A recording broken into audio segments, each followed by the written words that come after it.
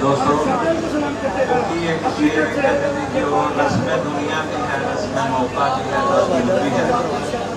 इस वक्त चूंकि दस्तार दी चली है, दस्तार जी एक तो होंगे पंचायती उस्ताद, जो उस्ताद पंचायती उस्ताद बनाता है तो वो अपने इख्तियार वो कोल रहिंदे ने। जदों अपनी दस्तार किसी को दे देंदा तो मतलब है कि उन्हें अपने इख्तियार दूसरे वाल मुंतकिल कर दिते। उस्ताद बाद चाहे तो उहदे कोलों वापस दस्तार अपनी नहीं लै सकता, क्योंकि उहदे कोल इख्तियार कोई नहीं रहिंदा पीछे,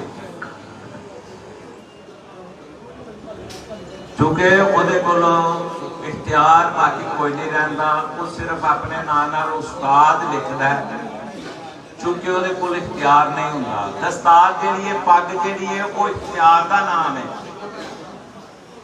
क्योंकि साडे कबूतर परवरी उंज तो लोग पग्गां बड़ियां पाते हैं हर तरह दी, लेकिन जी कबूतर परवरी की पग गिनी जाती है ना, वो उस्ताद के इख्तियार ने। और जेड़े वो मुंतकिल कर देंदा दूसरे किसी को, कल वो कोई इख्तलाफ होता है तो कहता जी मैं वापस लेना, तो वो इंज नहीं होता कि जदों मर्जी देती जदों मर्जी ले ले, ताकि वो सोच समझ के फैसला करे। जो उस्ताद करता है किसी दूजे को दस्तार अपनी देना है, इस तरह कोई नहीं होता कि पग किसी की है तो कोई दूसरा बंदा किसी होर दे सिर ते रख दे, उन्होंने कोई इख्तियार नहीं। जिदे कोल पग है वही किसी को देगा तो दे सकता है, वरना किसी कोल कोई इख्तियार नहीं कि वो पग लैके किसी होर को दे दे। अगर जेड़ा बंदा दस्तार दे देंदा किसी को, वो अगों कोई होर दस्तार लेना चाहता तो उन्होंने नवे सिरे शिगिर्द होना पवेगा किसी का, तां वो दूसरी दस्तार लै सकता है।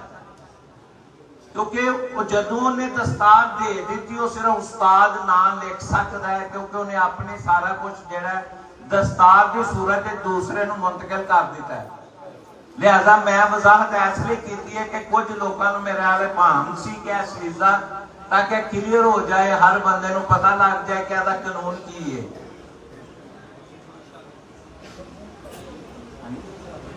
हाँ, अगर कोई बंदा कोई उस्ताद जेड़ा किसी को उस्तादी दित्तों बगैर फौत हो जाता है, दुनिया तो चला जाता है, वो आटोमैटिकली उसका जेड़ा खलीफा होता है वो उस्ताद हो जाता है। क्योंकि उस्ताद का खलीफा उसका नाइब होता है। खलीफे दे जेड़े इख्तियार ने उस्ताद की मौजूदगी कोई नहीं होंगे। उस्ताद की गैर मौजूदगी उस्ताद की सीहत के नाल ही वो सारे फैसले करता है, और जेड़े फैसले वो करता है वो उस्ताद के गिने जाते हैं।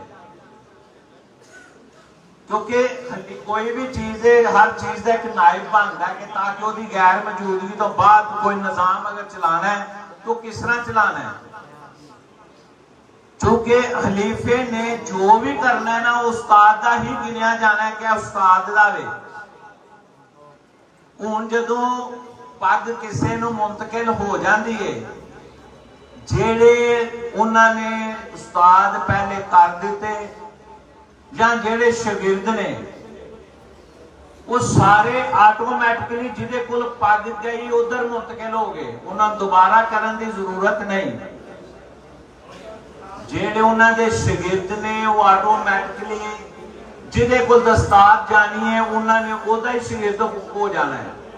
लड़ी वो चलती रहेगी पीछे कि भाई फलानी लड़ी तो टुरे देने, सजरा चलता रहेगा।